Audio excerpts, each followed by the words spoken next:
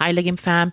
Before I start with today's episode, I'd like to quickly remind you that I have some affiliate links in the show notes that you can use to make purchases from different places like Shopee or Lazada. Please have a look and make sure you use them when you purchase products. As you know, Lagim Podcast is an independent podcast, and in order to keep this podcast going, I need to generate a little bit of an income.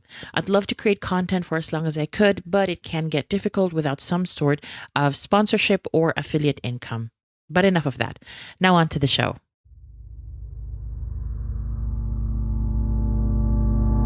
The announcement was made on the 5th of March 2021. President Rodrigo Duterte stood at a podium in Cagayan de Oro. On the surface, this was going to be another run-of-the-mill government function, launching the government's distribution of funds for certain villages in the province.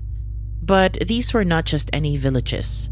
According to the president, these were villages that were recently freed from the communist insurgency in that area.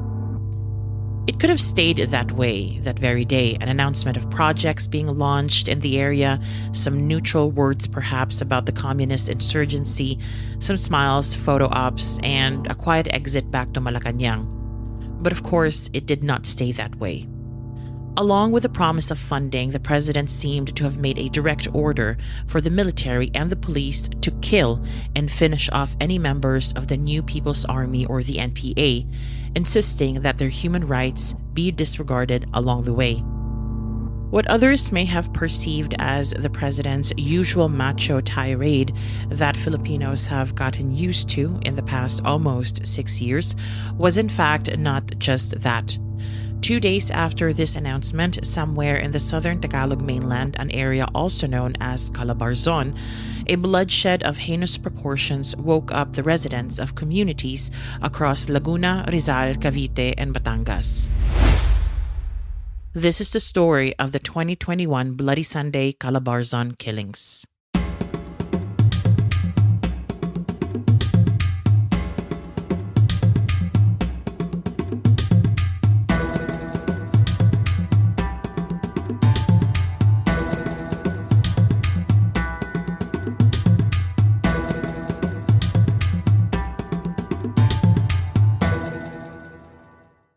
Mabuhay! Hello, Lagim fam, both old and new. Welcome to another episode of Lagim, a Filipino True Crime Podcast. As you know, every other Friday, I publish episodes on true crime cases from the Philippines.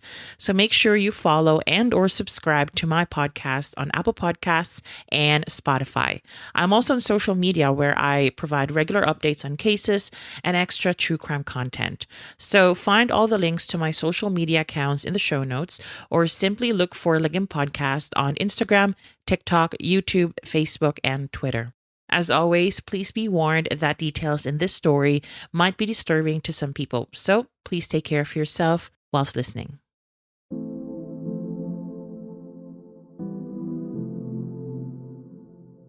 As you know, I have covered quite a diverse set of cases on this podcast, and I have never been more nervous until today.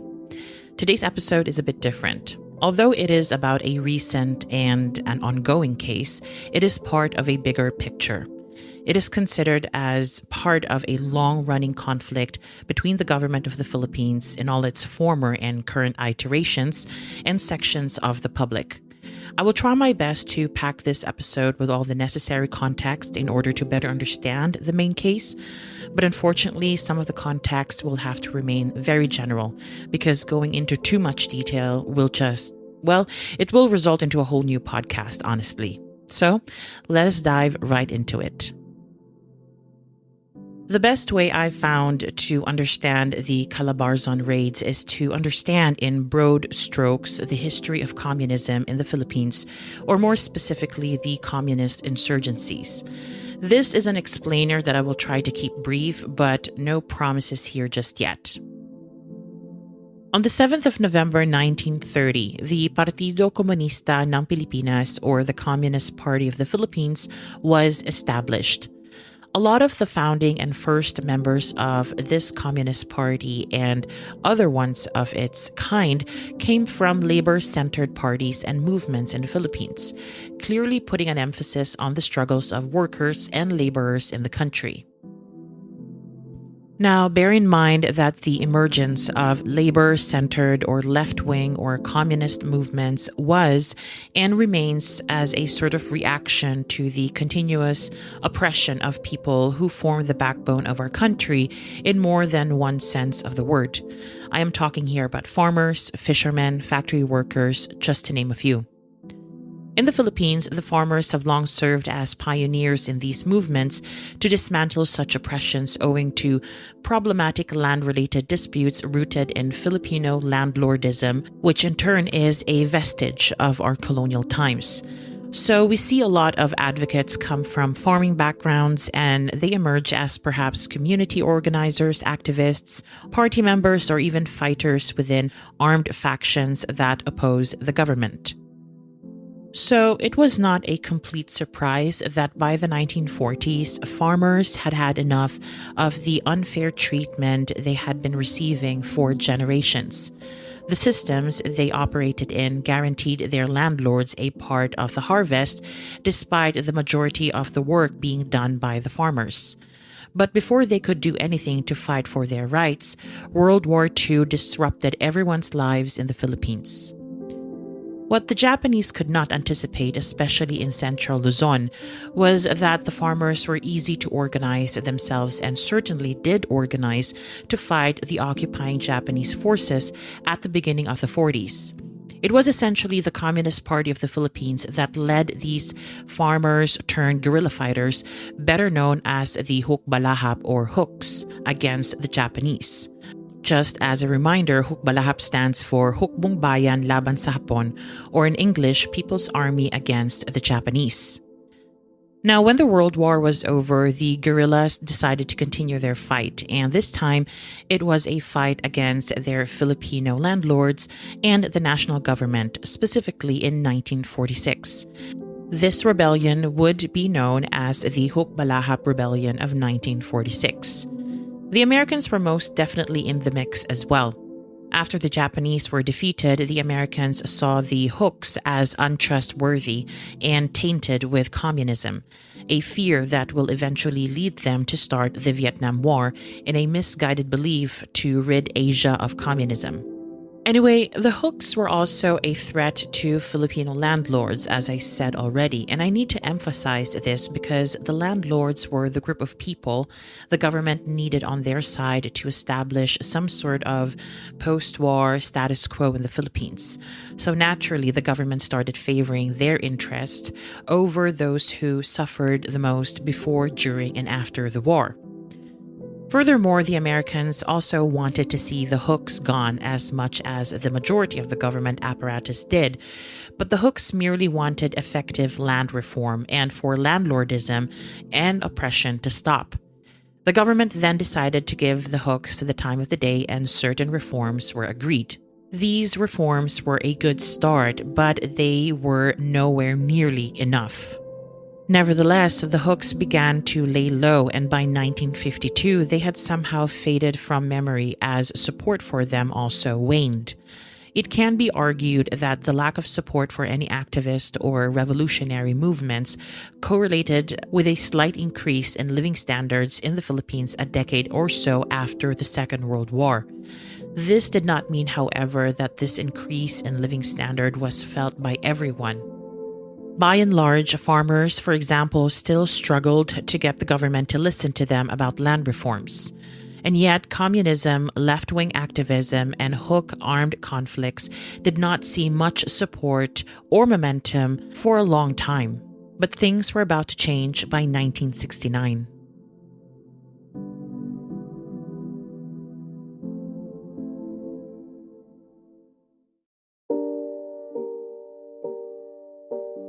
In 1969, Jose Maria Sison and Bernabe Buscaino, who were part of a faction that split up from the CPP, or the Communist Party of the Philippines, established an armed wing of their movement and named it the New People's Army, or NPA, in Capas, Tarlac.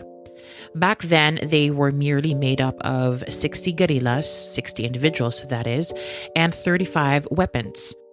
Initially, the NPA was to abide by Maoist ideologies. in that an armed unit like the NPA was to merely establish itself and maintain stable support from the local population, and therefore ensure that the enemy was drawn to the countryside for the purpose of weakening them. But as we now know, the Maoist ideologies were eventually abandoned, and the NPA became more aggressive and offensive in their actions. But back in 1969, the NPA was rather low-key, and not a lot of people in the Marcos administration considered them a threat. But that would eventually change in 1970 because of two key events. The first of these two events was the defection of Lieutenant Victor Corpus, a member of the Armed Forces of the Philippines who comes from a family of army men. He was rather disgruntled by the corruption within the AFP and chose an assignment to teach at the Philippine Military Academy instead of being on active duty elsewhere. This frustration led him to defect to the NPA eventually. And this would also lead to the second key event in 1970, which was the armory raid in the PMA. Of course, this raid was led by Corpus himself, who had access to the premises, specifically to the armory. With the raid, the NPA had now increased their firepower and they were ready to make a mark, especially with their growing frustration with the Marcos administration. Now, I did mention how the Marcos administration did not take the NPA seriously initially and did not view them as a big threat. Nevertheless, Ferdinand Marcos took advantage of the so-called Red Scare that the USA was feeling in the years before the Vietnam War by essentially magnifying the minimal threat that his administration felt at that time in relation to the NPA. And the main purpose of doing so was to get both financial and political support from the US. Marcos did not actually believe at that point that the NPA was ever going to be a big player in the communist fight in Asia. Which brings us to 1971.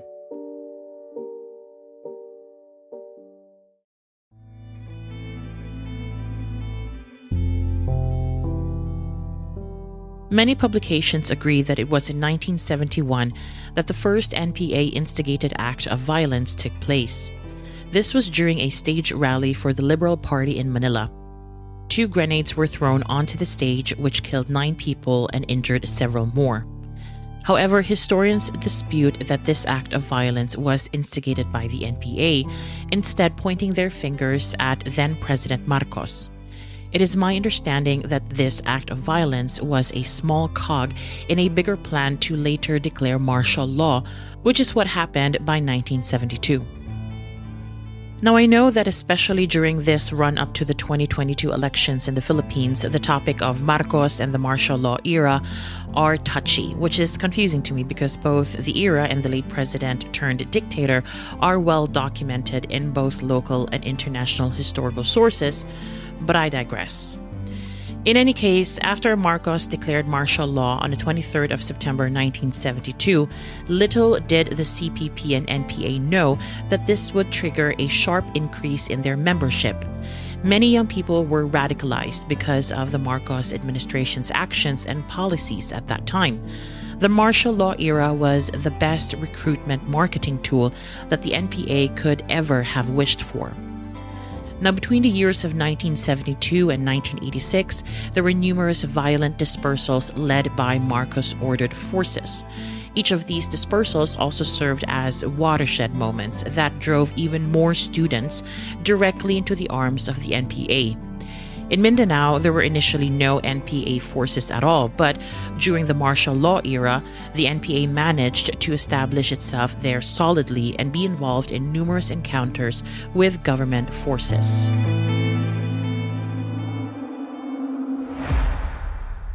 Raise your right hand and repeat after me your oath of office. I, Corazon Cojuangco Aquino, do solemnly swear that I will faithfully and conscientiously fulfill my duties as President of the Philippines, preserve and defend its fundamental law, execute its just laws, execute its just law, do justice to every man, do justice to every man, and consecrate myself to the service of the nation. So help me God. So help me God.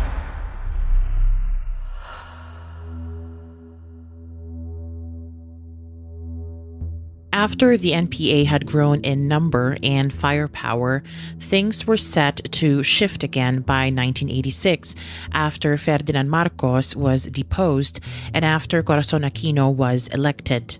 Suddenly, people in general were hopeful. Prisoners of war, which included members of the NPA, were released and peace talks were planned. I can imagine that even the CPP-NPA felt like things could get better. Alas, in 1987, the Mendiola massacre happened, and it cemented the belief within pro-farmer movements, leftists, and communists that things were going to stay the same. After all, the new president was a Cojuangco Aquino, families known to be rich and landlord themselves. The peace talks, therefore, fell through. The communist insurgencies continued, and at this point, the CPP itself saw a few internal changes in that the party split into a few factions, causing the NPA to weaken at the beginning of the Ramos administration in 1992. Nevertheless, peace talks were yet again to resume in that same year. There was a grand gesture of offering amnesty to NPA fighters and also initiating reconciliation efforts. The main goal, of course, was to reach peace. For the next 6 years until 1998, several initiatives were launched to welcome NPA fighters back into society if they wanted to, and to also protect civilians who suffered being caught between communist insurgencies and retaliations by government forces. By the Estrada administration, this all fell through yet again, much to the disappointment of most Filipinos.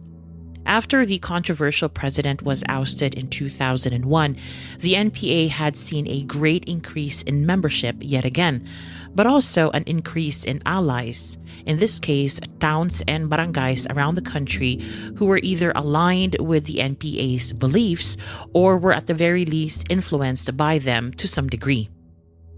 This, of course, meant more encounters yet again, more casualties on both sides and civilian casualties as well. It was this shift in power that eventually ushered in an even more aggressive response by the government through the Armed Forces of the Philippines, or the AFP. As it were, it was under the Macapagal Arroyo administration that the AFP launched a campaign of extrajudicial killings to suppress NPA activity. However, this inhumane initiative had an even more inhumane ripple effect. In the end, the AFP and their affiliates ended up targeting not only armed fighters within the NPA, but also unarmed NPA sympathizers. Now, please remember this as we move forward in the Calabarzon case. By 2002, the NPA was categorized as an FTO, or Foreign Terrorist Organization by the U.S. State Department. I suppose that gave the Philippines, or specifically the Philippine government, more legitimacy in becoming more hardline when dealing with the insurgents, but the new categorization did not stop the NPA from further expanding and growing. In Mindanao, for example, an odd and yet tactical alliance was formed with both the MILF, the Moro Islamic Liberation Front, and the MNLF, the Moro National Liberation Front, to further strengthen the NPA's hold on Mindanao. So by 2008, the number of casualties in this almost 40-year-old conflict came up to 43,000, and there did not seem to be any end in sight.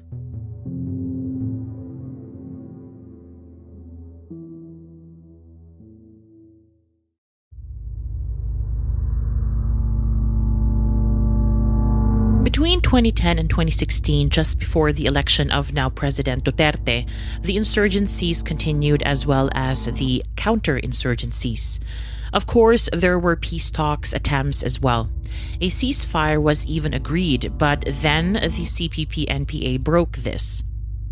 Observers of the government and the NPA saw human rights violations on both sides, and what further complicated these problems in general was the breakdown of relationship between Jose Maria Sison, who was and remains in self-exile in the Netherlands, and the NPA back in the Philippines. Sison was willing to engage in peace talks, anything to achieve peace.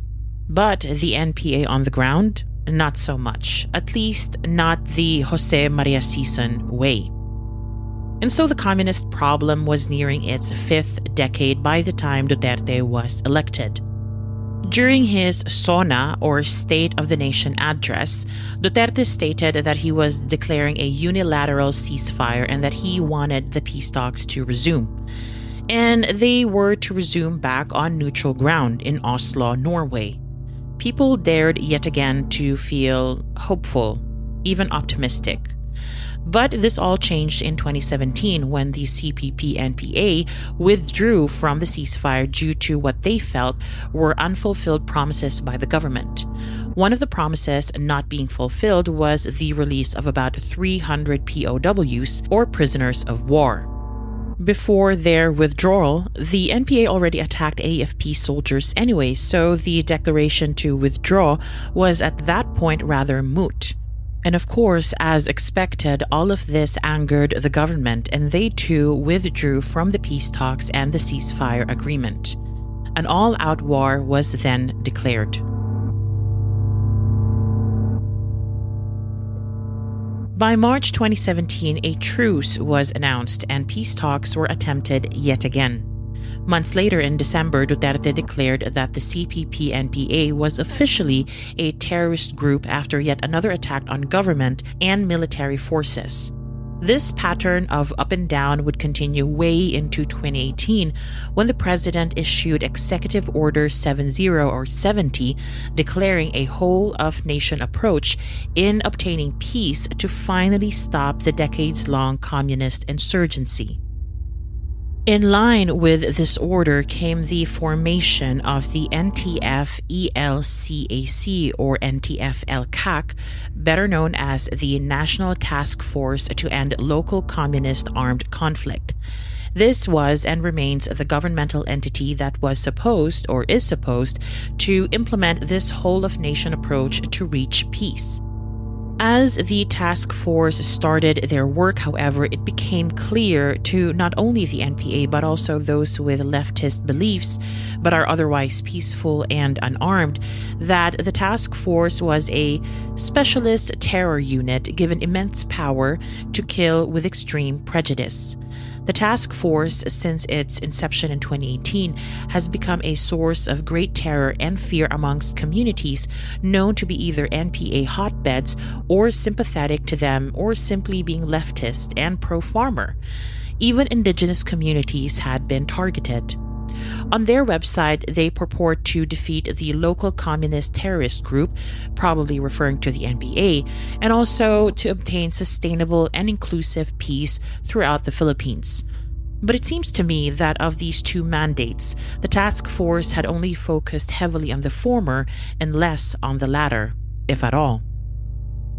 Now, having heard all of that preluding history, I hope that the Calabarzon story will now make more sense, or at least will have more meaning.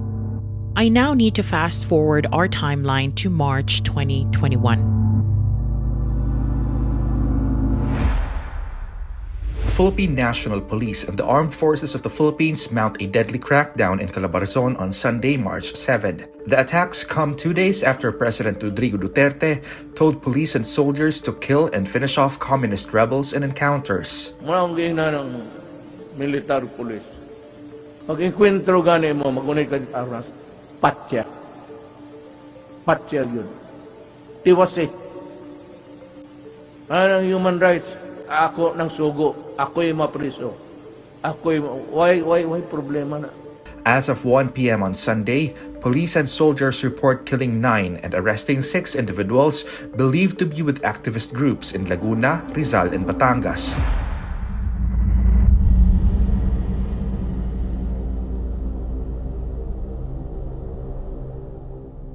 On the 5th of March 2021, at an official function and televised public event in Cagayan de Oro, President Duterte spoke not only about projects being initiated in the local communities in that region. He also went off on what can only be described as a sort of call to arms, essentially telling the military and police to kill, kill, kill. To kill any communist insurgents that they encounter and finish off all NPA members in existence. He ordered that human rights be ignored. The speech was deeply alarming, and whilst Duterte was and is known for such rhetoric from the time he was elected, many felt that this speech was different and they would not be entirely wrong. 2 days after the speech, Filipinos woke up to some dreadful news from the Calabarzon area that would highlight yet again how there were no lessons learned in the past 50 years since the NPA was first established.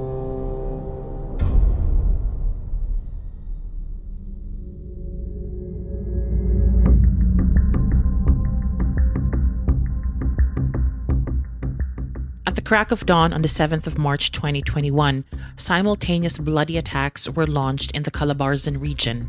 Reports of this horrific event started to pour in by 1 o'clock in the afternoon, and already many expressed suspicions that something was not quite right. The official story by the PNP was that they were simultaneously serving 24 search warrants on groups across Calabarzon because these groups were believed to have served as fronts for the CPP-NPA. As the police allegedly served the warrants, the individuals being served started to shoot at the police, who then responded by shooting back. When the shooting was over, 9 people had died, 15 were arrested, and a further 4 eluded arrest. The outcry from the Filipinos was swift, and the media was immediately skeptical. The validity of the search warrants was questioned, and the targeted individuals were looked at closely because there was something that did not add up in the PNP's stories. As it were, the individuals who were killed and arrested belonged to long-standing rights activist movements such as Bayan or Kilusang Bayo Uno. These were not armed combatants, but activists who were at that time of the PNP's operation, in fact, asleep. The PNP the very next day sought to control the media narrative and to damage control as much as they could. Even then, presidential spokesperson Harry Roque was pulled into these efforts to convince the public that the service of the search warrants that turned bloody was all very legitimate, that obtaining such warrants was not easy, that lots of hoops had to be jumped through, that a judge needed to be convinced to sign those warrants, that none of the warrants would have been issued without credible witnesses supporting the PNP's suspicions. And what are those suspicions? Well, the activists that were targeted apparently possessed illegal weapons and were operating as a front for the CPP-NPA. But the public had wisened up already, I suppose, because the Calabarzon raids were just one of many similar raids and operations in which certain types of activists and even indigenous peoples were targeted, harassed, and even killed. Who was to say that the Calabarzon raids were any different? And so, as the days went on, it looked to many like the PNP shootout was less of an effort to defend themselves and more like an execution. Now remember, however, that these were also just speculations during those early days, especially from groups and people who are visibly and vocally against the government and the recent state violence perpetrated against certain activists. Neither the media nor the public had any evidence in the form of perhaps copies of the search warrants or any independent expert having seen the crime scenes immediately after the shootings to form some sort of informed opinion about the validity of the warrants and the execution of the search and the truth of how things went down during the shootouts. In the absence of all that, what we do have and what the public had back then was presidents. According to news outlets at that time, in the past 4 years since the Duterte administration was elected, 13 human rights defenders had been killed, having been accused of having links to the NPA. There was never any solid evidence to substantiate such claims, however, so their deaths are considered murders. These human rights defenders were usually grassroots organizers, leftists, and or indigenous activists. And like in those past cases, the Calabarzon raids also looked like a coordinated plan to simply eliminate leftists and activists who may have ruffled some feathers through their work. Please also note that most, if not all of the activists who died and were arrested during the raids were previously red tagged, which means that they were maliciously blacklisted by government authorities because they were known to express sentiments that were considered anti-government. The problem with red tagging, however, is that the person being blacklisted or red tagged is automatically categorized as a communist or terrorist or both, giving entities like the NTF-ELCAC or the PNP and even the army almost carte blanche powers to eliminate them. What adds insult to injury is the fact that no more distinction is being made between armed communist rebels and non-combatant activists, or labor leaders, or even human rights defenders. Once red tagged, one may as well have received a death sentence no matter what you did or what you believed in.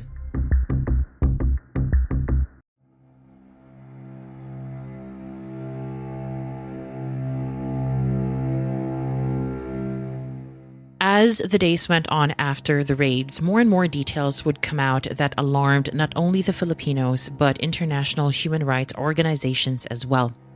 For example, it was considered no coincidence that the provinces in which these raids took place were overseen by the Southern Luzon Command of the AFP, led by someone named Lieutenant General Antonio Parlade Jr., who himself led a vicious red tagging campaign against several activists, accusing said activists of being rebels themselves, without so much as a speck of evidence to support such accusations. But having said all that, you might be wondering why Calabarzon and why these activists specifically. The answer is not easily summarized within a few sentences, so I will try to answer these questions this way.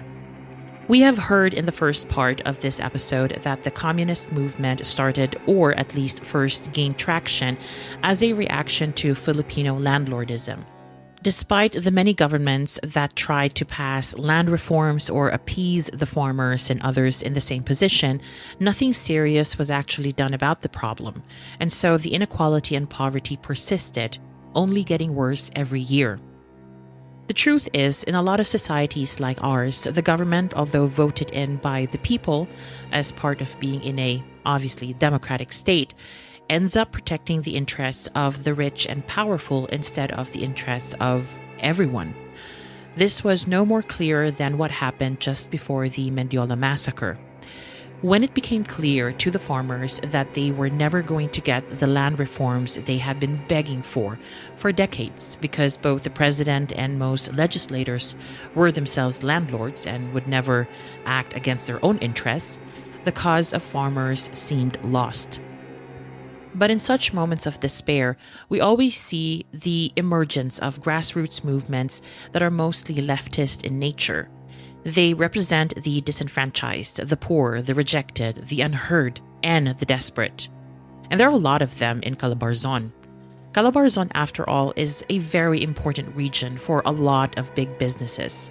It has the highest concentration of manufacturing workers. It is the second largest contributor to our national GDP. It is the location of most automotive assembly factories and the location of high-tech and electronic industries, and also of big clothing manufacturers. Yes, there are lots of jobs in Calabarzon, but not all of them are necessarily well-paid ones or done in good and fair conditions. Some, if not all of these industries, also cause a lot of damage to our natural environment as well, which in turn affects other livelihoods such as farming and fishing. And why is that important? Well, the activists who were killed had different causes. Some of them fought for better wages, housing rights, some of them were voices for the fisher folk, and a few of them fought for the preservation of our natural environment. All of them, however, represented causes that went against the interests of big businesses. All of them posed a certain disruptive threat that usually came in the form of protests or lobbying. And so I think they were targeted as a part of a bigger plan to further suppress such outcries in favor of laborers, in favor of respecting civil liberties and human rights, and in favor of bringing forth true and substantial change. This explanation is the only way I could make sense of the questions I already posed before. Why the activists? Why them? Why Calabarzon? I am open to being proven wrong, of course, because I know this is such a hugely nuanced topic that cannot possibly all fit in one podcast episode. Now, with that being said, let us see what else happened after the Calabarzon raids.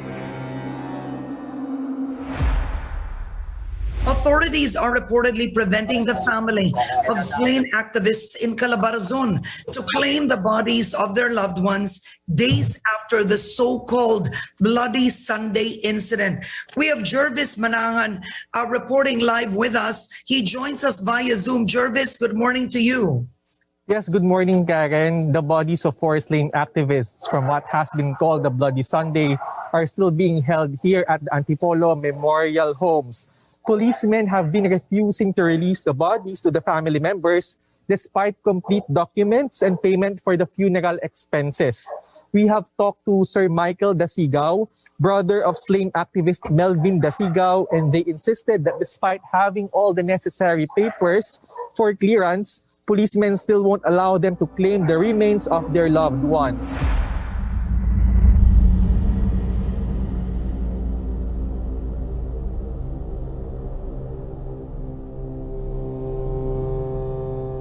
By the 11th of March, the relatives of the raid victims made themselves heard in the media when they realized that the bodies of their loved ones were being held hostage at the funeral homes they were initially brought to.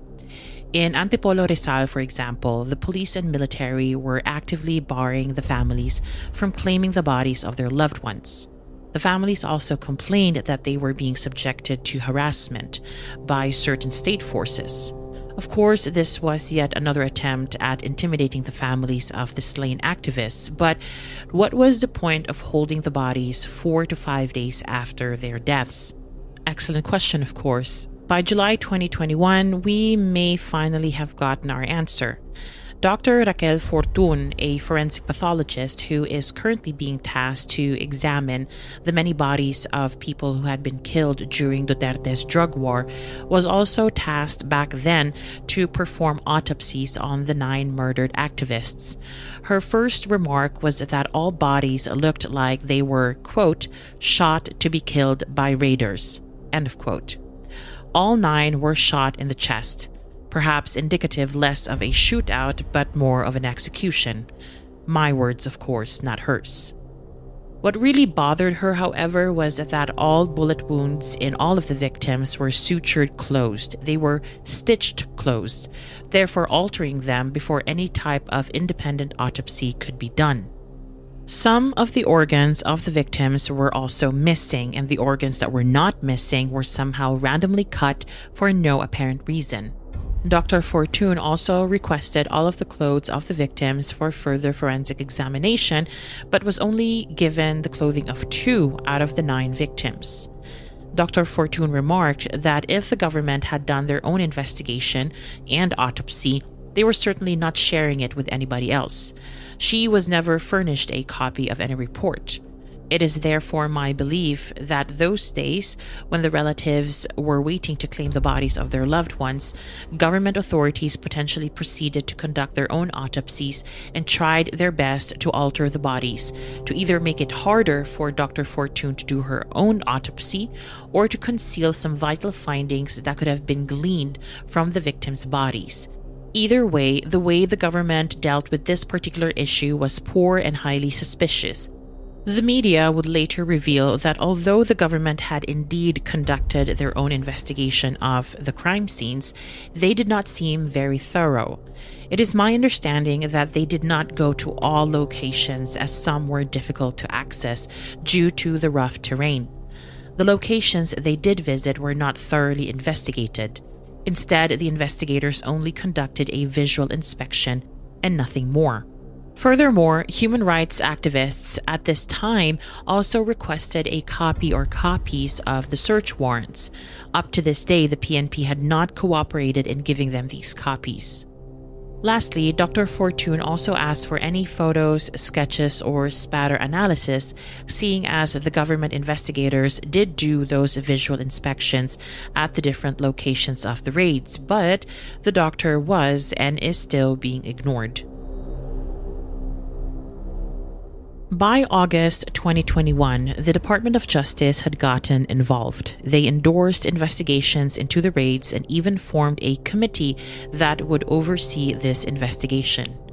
For months, nothing happened until the first arrests were made in connection to one of the victims. A total of 17 police officers were arrested. This was in December 2021. The next month, in January 2022, the DOJ, or the Department of Justice, charged another batch of police officers in connection to 2 of the 9 victims. Murder charges were laid on the 17th of January. The charges were also prompted by murder complaints made by the families of the 2 victims, specifically saying that the police officers deliberately intended to kill the 2 activists. By February 2022, the DOJ opened their preliminary investigation into what has now been dubbed as the Bloody Sunday Raids. The DOJ announced a 2-part investigation, with the first one looking specifically into 2 activists who were also married to each other.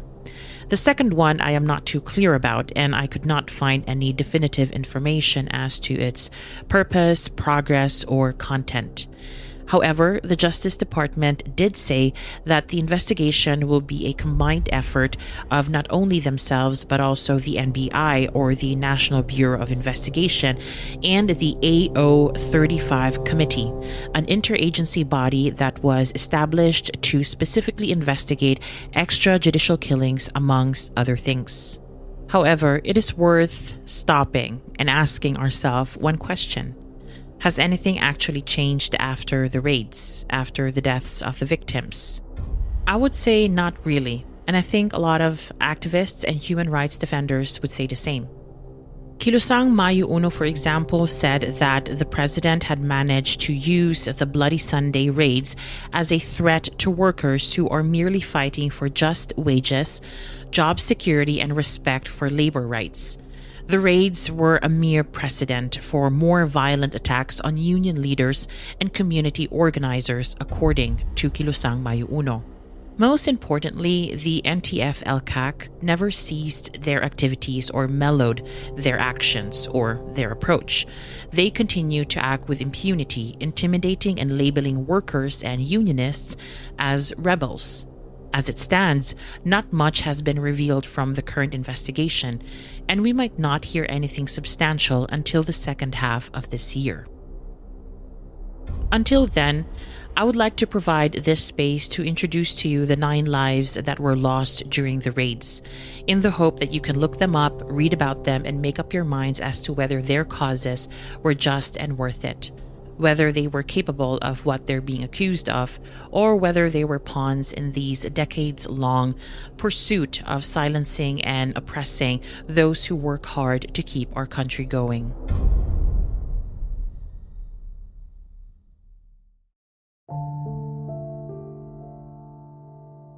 Emmanuel Asuncion was a coordinator for Bayan, a campaign center for several left-wing organizations. Asuncion was an activist for many issues such as wage rises and land disputes. He also gathered information about human rights violations in Cavite. The first arrests that were made in December 2021 were actually in connection to his murder. It was also raised in his case that the search warrant for him was issued for a different location than the one he was murdered in. This, of course, highlights the questions yet again about the legality of the warrants, or at the very least, their execution. Mark Lee Bascano, Abner, and Edward Esto were advocates for housing rights. Michael Dasiga was an advocate for local farmers' rights and provided great support and help to the community in the wake of Typhoon Ulysses. All 4 of them were part of the so-called Casiglahan village in Rodriguez, Rizal. Puroy and Pulong de la Cruz were members of the Dumagat tribe, a major and semi-nomadic indigenous people in the Calabarzon region, specifically Quezon. Their population is around 30,000. Both brothers advocated for their people's rights as indigenous individuals and were part of a 12-year fight against plans to build a dam in their region.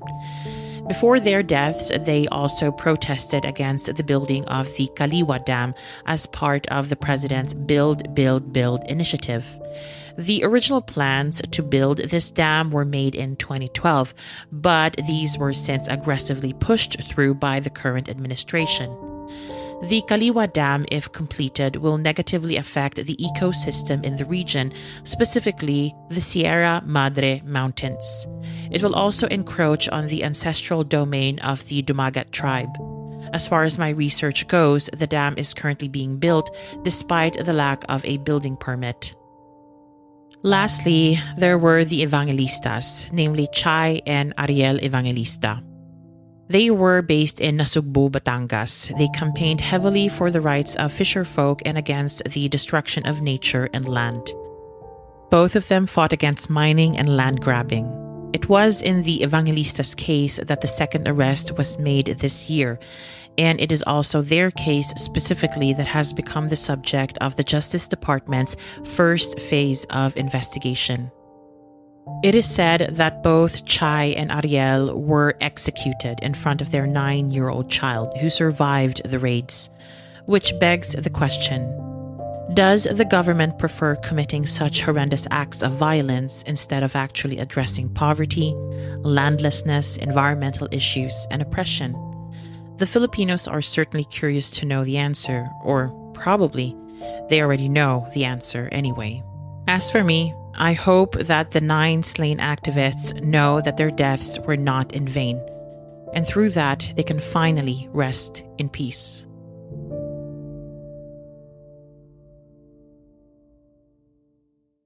Lagim fam, I've been sitting on this case for a year now, and I was going to hold off for another half year to see how it develops, but I think this was the right time to finally tell it. The case will slowly but surely go through the system, and only time will tell what the outcome will be. I do still hope that you learned something from the episode and that you generally find value in this podcast.